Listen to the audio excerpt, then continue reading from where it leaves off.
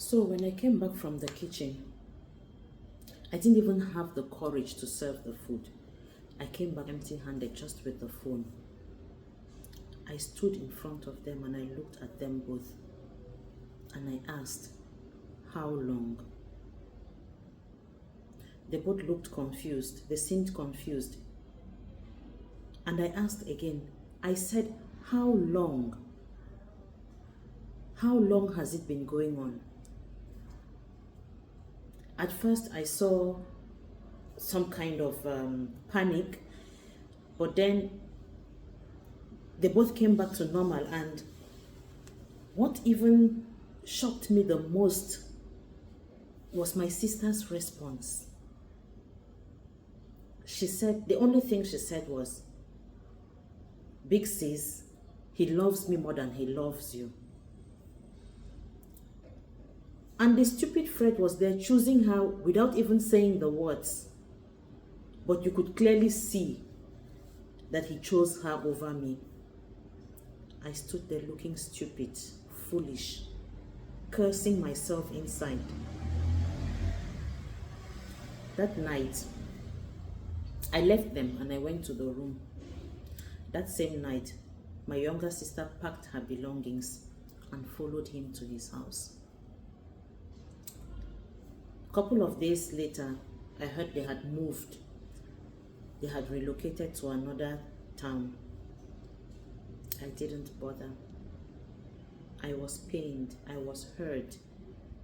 I felt empty because the two people I loved, the two people I could sacrifice, I could put my neck on a guillotine for, had betrayed me so badly.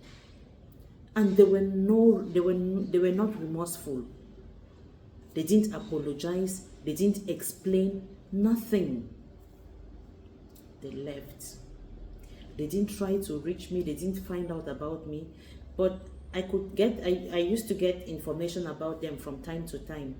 The rumors spread, and I think that was after the rumors spread, they now left. But even while they left, once in a while I could get information about them. In the beginning, it was all rosy. They were happy. I moved on. I tried to rebuild my life, but this time I was very cautious.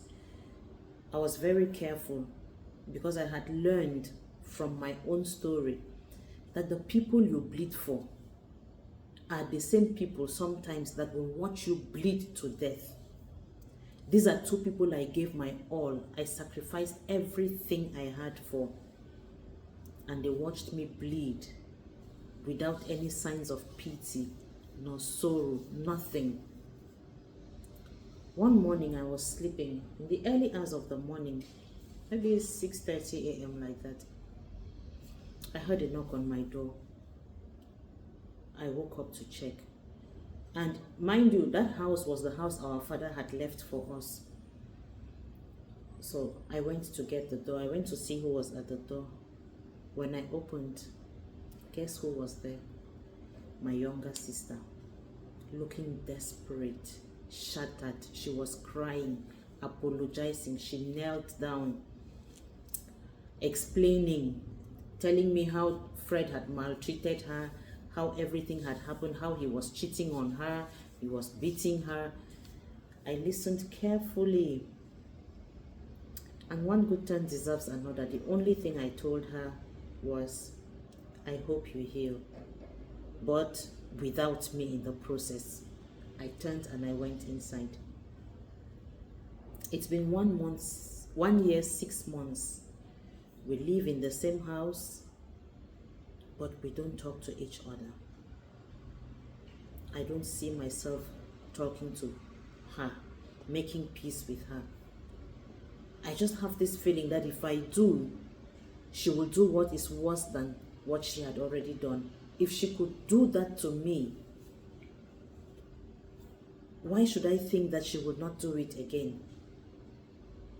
Once of it, she was not remorseful until karma caught up on her. I didn't bother then because I know karma exists. And karma does not even need help because it always knows how to find its way. And it found its way to her. So we stay in the same house. 1 year, 6 months. She minds her business, I mind my business, and I am not ready to change the status quo. Let it be like that.